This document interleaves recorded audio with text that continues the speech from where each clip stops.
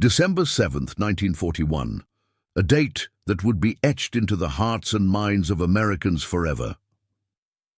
It was on this calm Sunday morning, under the bright Hawaiian sun, that the serenity of Oahu was shattered by the sound of engines roaring and bombs exploding. The Imperial Japanese Navy had launched a surprise attack on Pearl Harbor, and amidst the chaos, a young fighter pilot named George Welch became one of the first Americans to take to the skies in defense of his country. George Schwartz Welch, born George Louis Schwartz on May 10, 1918, in Wilmington, Delaware, came from a privileged background. His father was a wealthy industrialist, and George had access to the best education and resources money could provide. From an early age, he showed an interest in aviation. He enrolled at Purdue University and later transferred to the United States Army Air Corps. By 1939, he had earned his wings and was commissioned as a second lieutenant. At the time of the Pearl Harbor attack, Welch was stationed at Wheeler Field, Oahu, along with his close friend and fellow pilot, Second Lieutenant Kenneth Taylor. The two young men, both in their early 20s, had spent the night before at a dance and didn't return to their quarters until the early hours of the morning. As the sun rose on December 7th, they were still groggy, nursing hangovers from the previous night's festivities. But what was supposed to be a day of rest would soon transform into one of the most dramatic days of their lives. Just before 8 a.m., the first wave of Japanese aircraft descended upon Pearl Harbor, targeting the battleships moored along Battleship Row, as well as airfields like Hickam, Bellows, and Wheeler. Welch and Taylor, still in civilian clothes, were startled by the noise of distant explosions and the unmistakable sound of machine gun fire. As smoke billowed into the sky and sirens wailed in the distance, they immediately understood what was happening. The United States was under attack. Rather than seeking shelter, the two men rushed to action. Welch quickly called the ground crew at Halaiwa Field, a remote auxiliary airstrip where several P-40 Warhawk fighters had been relocated for dispersal training. He ordered the planes to be fueled and armed.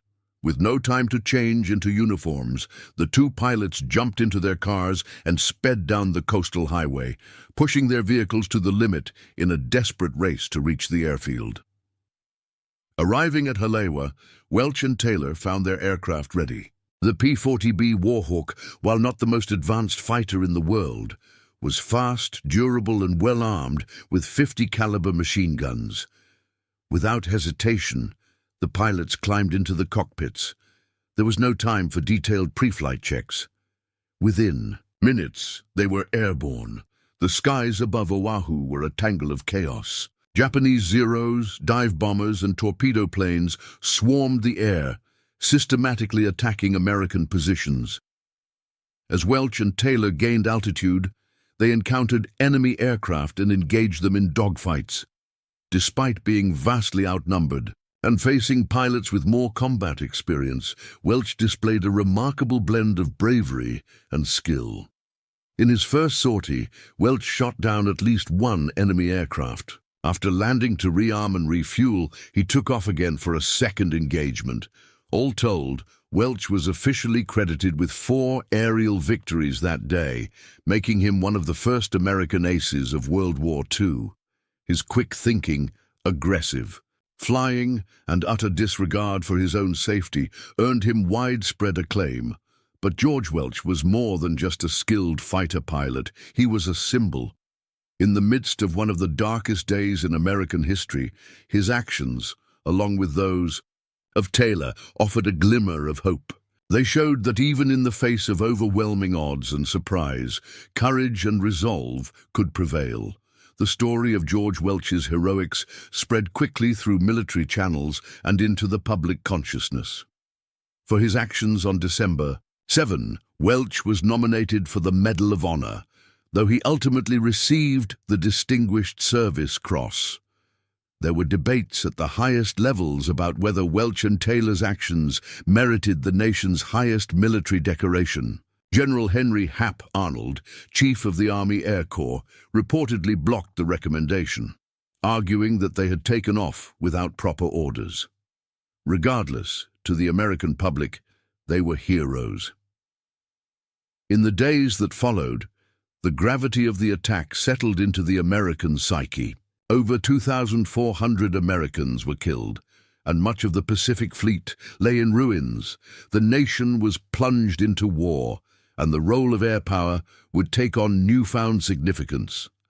For George Welch, Pearl Harbor was just the beginning. He would go on to serve with distinction throughout the war, and his involvement with the development of aviation would continue well beyond the conflict's end. Yet it was that one morning in Hawaii that would forever define him, a moment when, against all odds, he rose to defend his country in its hour of greatest need. In the years that followed, historians and journalists would analyze the attack on Pearl Harbor from every angle, strategic, political, and military.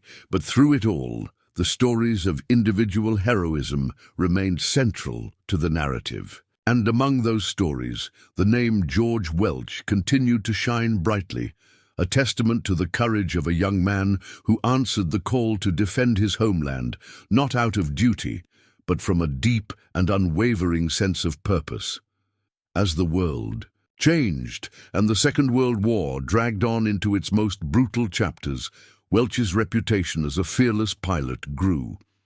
He continued to fly combat missions, this time in the South Pacific, where the war raged with a ferocity unmatched in modern history.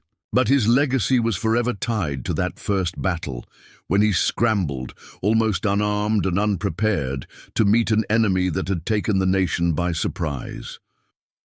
Pearl Harbor marked a turning point, not only in global history, but in Welch's life. From that day forward, he was no longer just a young officer with a promising future.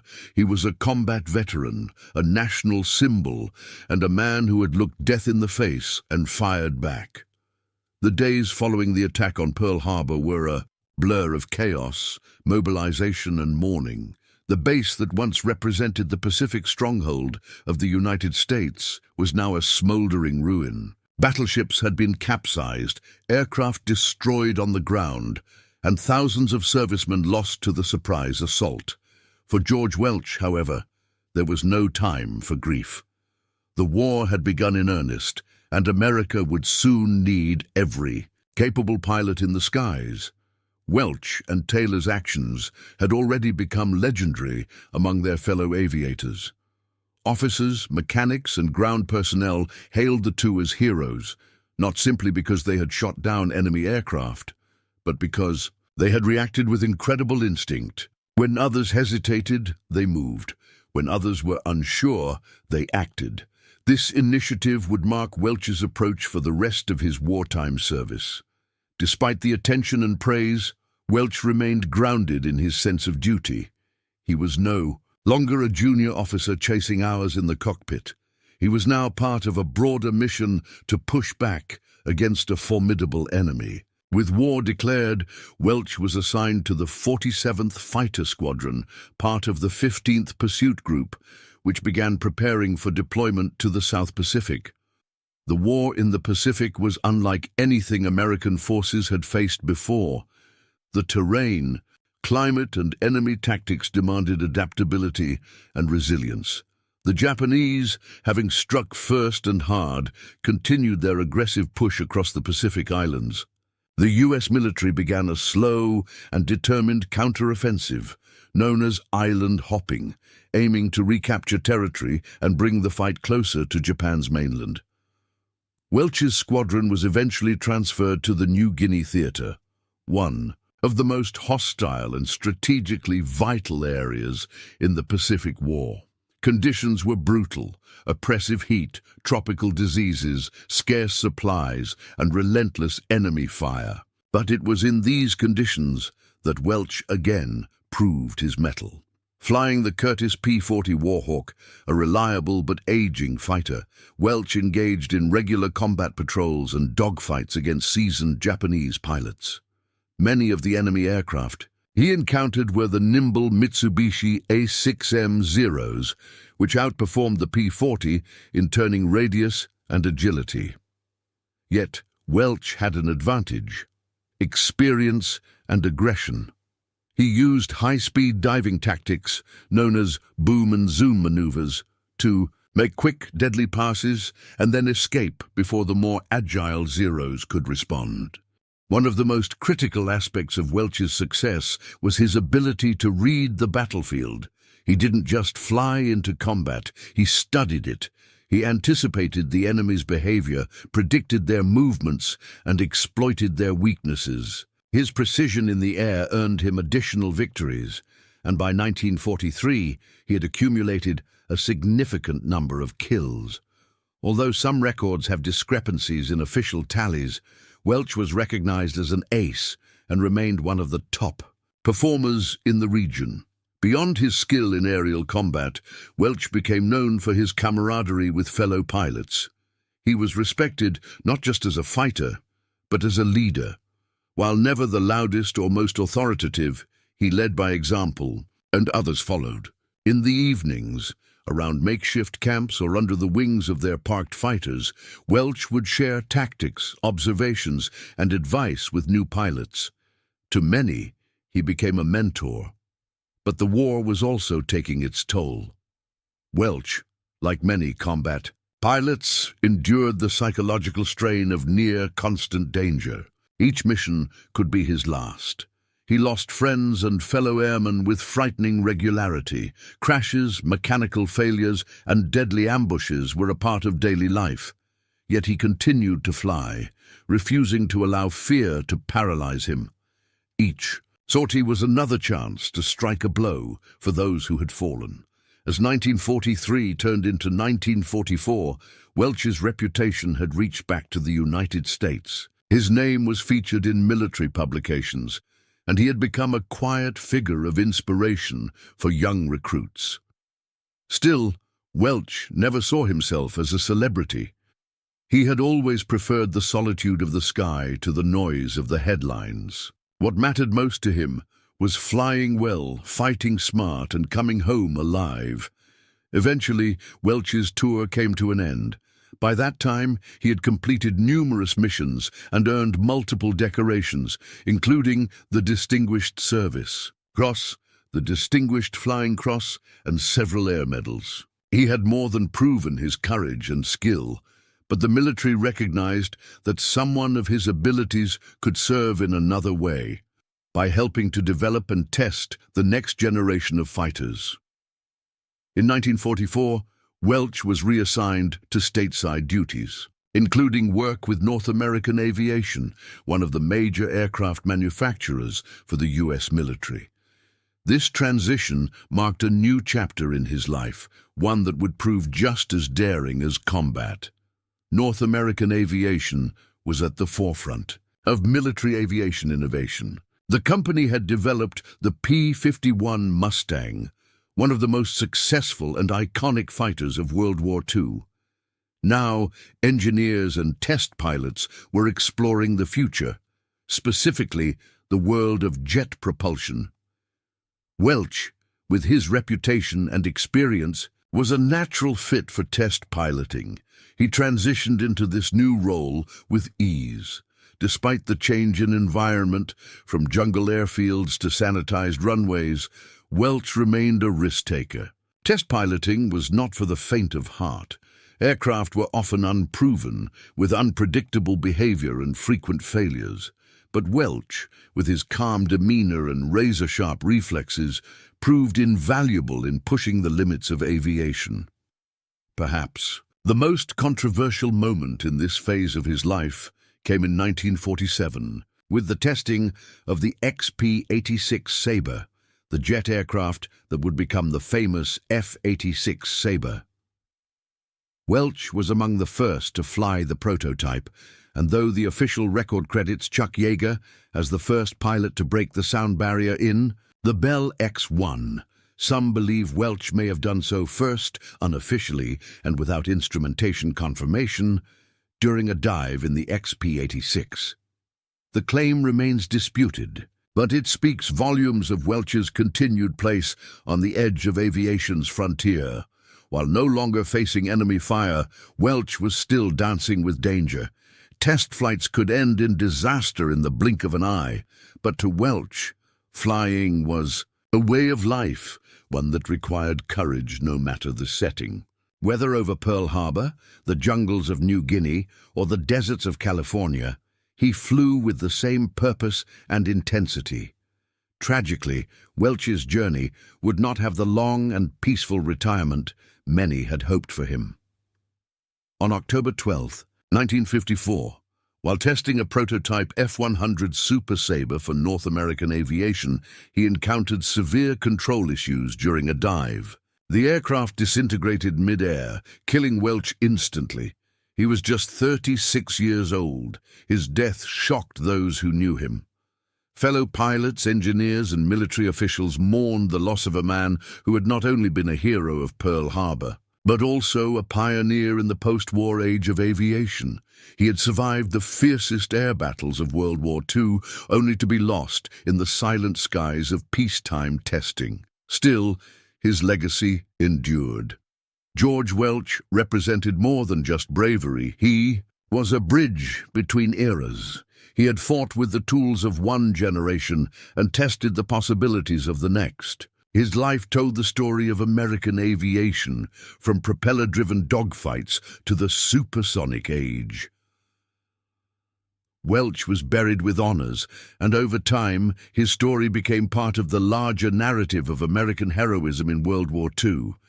Though overshadowed by other names in the history books, those who know aviation history understand the mark he left.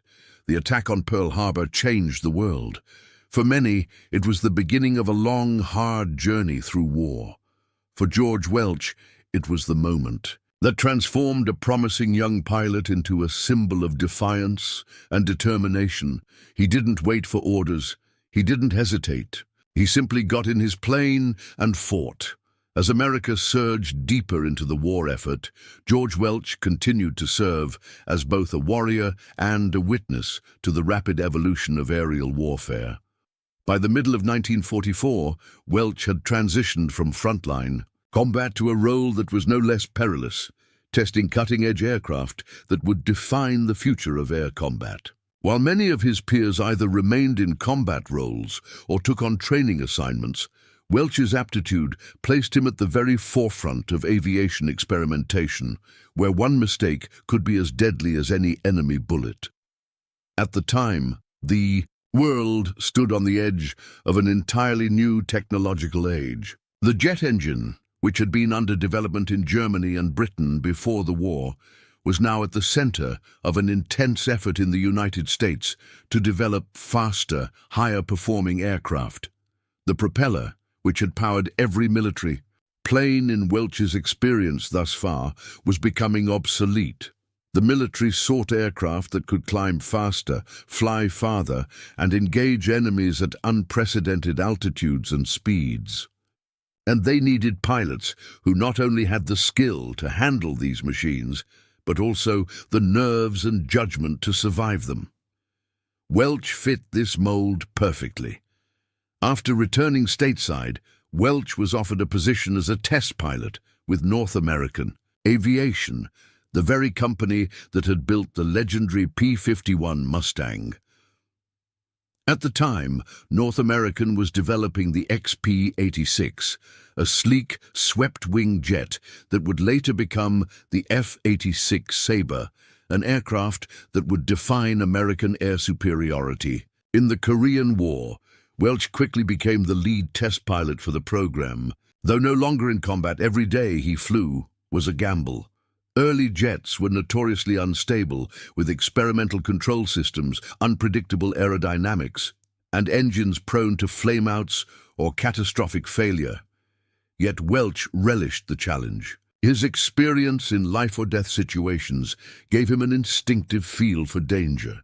He understood how to push an aircraft to the brink and how to pull it back just before disaster struck. Engineers learned to trust his observations. If Welch said something felt wrong, they listened. He wasn't just flying airplanes, he was helping shape their very design through each test.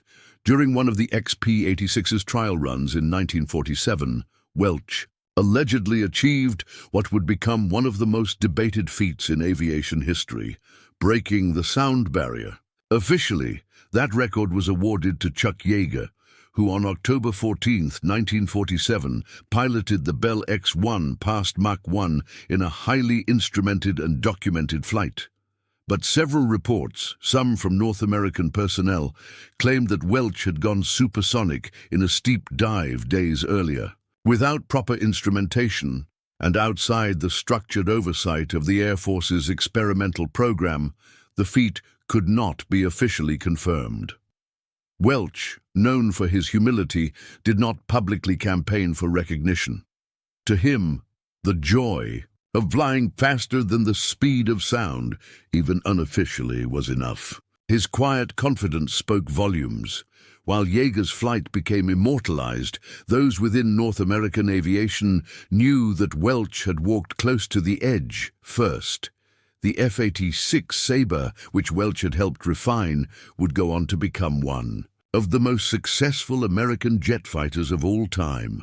Its dogfighting abilities and performance during the Korean War cemented its status. Pilots like James Jabara and Joseph McConnell would earn their fame in that aircraft, but George Welch had been there at the beginning, making the risks that allowed others to succeed. Even as jet technology matured, Welch remained on the cutting edge. He was instrumental in testing the next generation of fighters, including the F-100 Super Sabre, the first U.S. Air Force jet capable of sustained supersonic flight in level flight. The Super Sabre was faster, more powerful, and more temperamental than anything that had come before it. To test it required not just piloting skill, but deep mechanical understanding and nerves of steel. Welch spent countless hours analyzing flight data, suggesting modifications, and pushing the aircraft through dangerous flight envelopes. The Super Sabre was a symbol of a new era of air combat, and Welch was once again one of the few men trusted to tame it.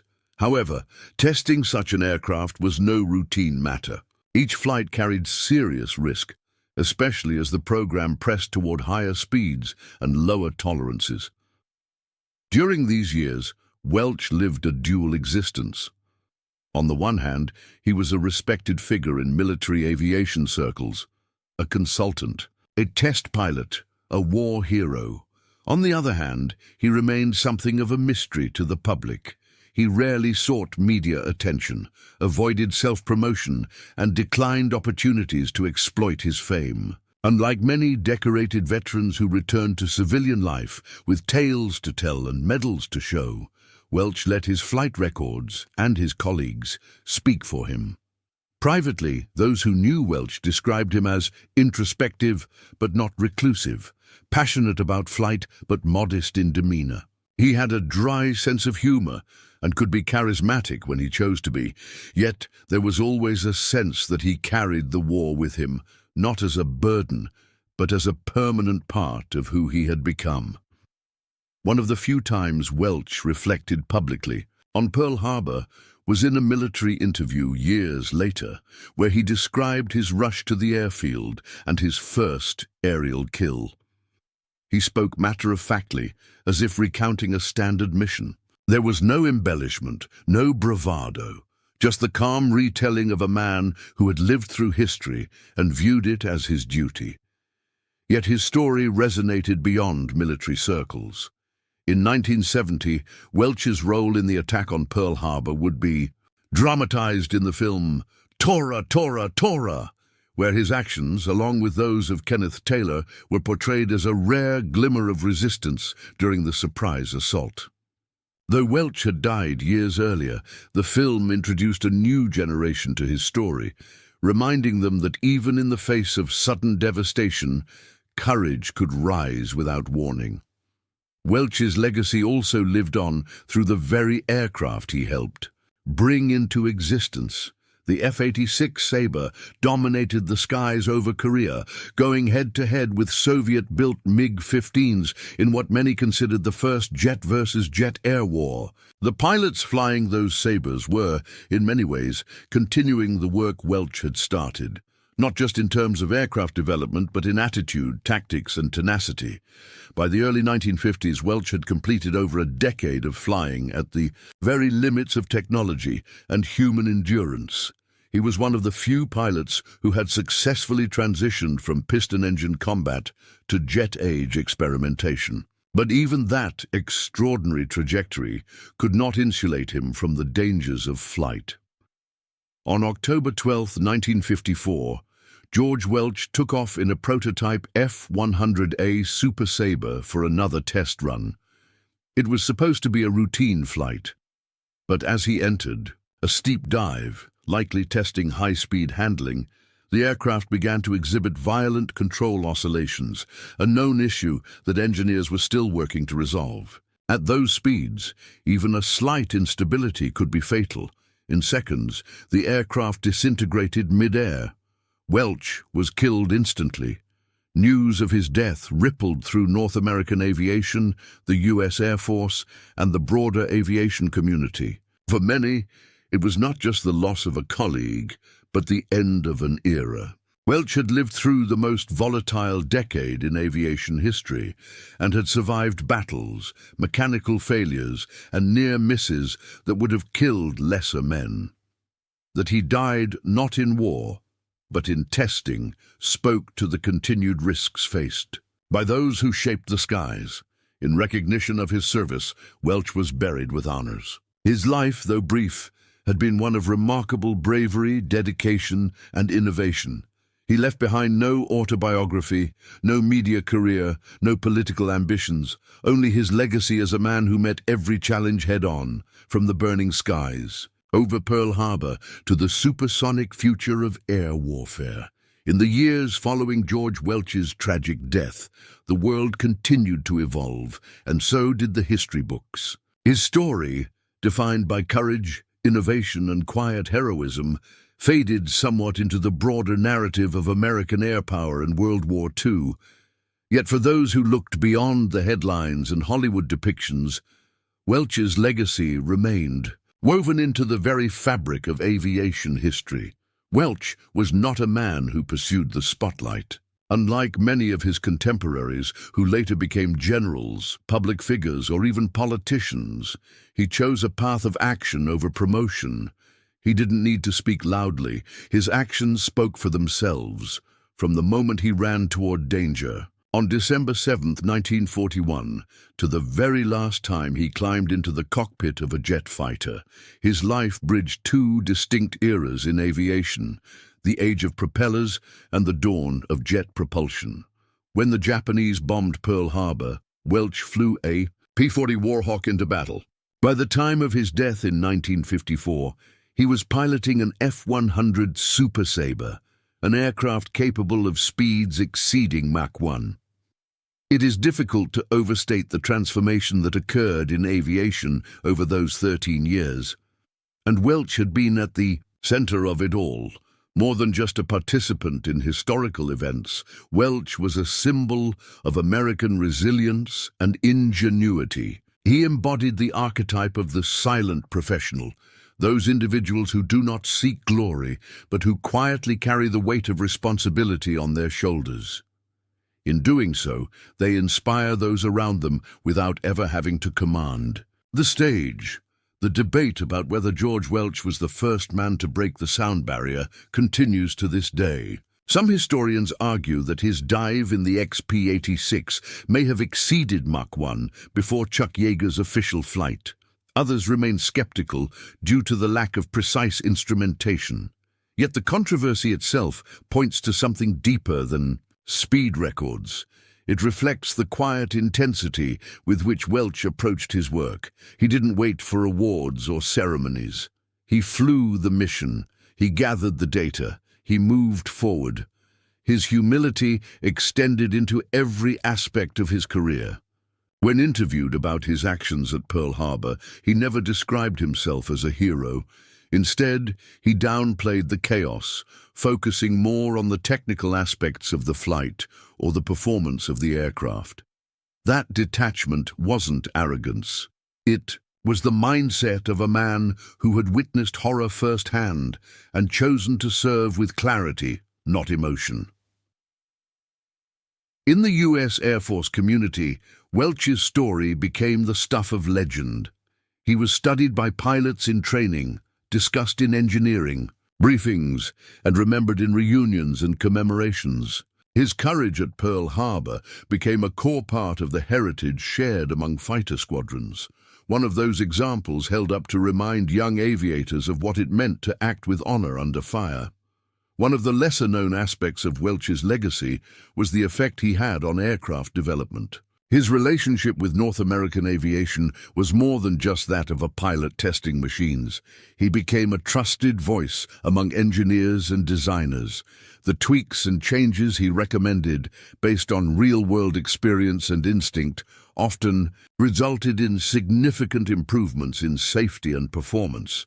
The F-86 Sabre, in particular, bears the marks of Welch's influence, from controlled surface feedback to high-speed stability refinements.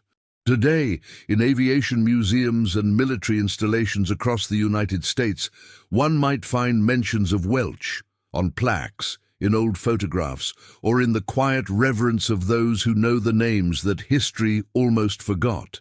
His Distinguished Service Cross, awarded for his actions on December 7th, still bears testimony to one of the bravest responses to a surprise attack in U.S. history.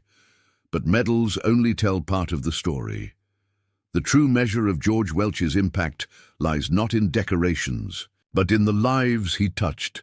Pilots who followed his path, engineers who trusted his judgment, and a nation that found in his actions a reason to believe that honor and valor could still rise even in the darkest hour.